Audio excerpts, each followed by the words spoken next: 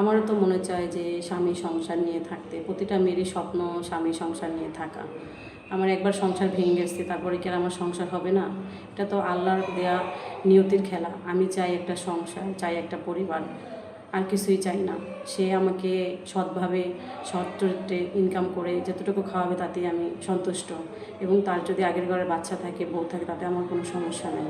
আমি তাদের খেদমত করে সারা জীবন তার সাথে থাকবো, তার সংসারে। তাকে কখনো ছেড়ে যাব না। আপনার নাম ঠিকানাটা একটু বলে দিন আপু। আমার নাম হচ্ছে রূপা ইসলাম, বয়স 26। আমি আসছি শরীয়তপুর জাজিরা থেকে। মূলত আপনাদের মাধ্যমে আমি একটা মনের মানুষ পেয়ে তার সাথে সারা জীবন সংসার করবো। মূলত আসছি এখানে বিয়ে শাদী করার জন্য।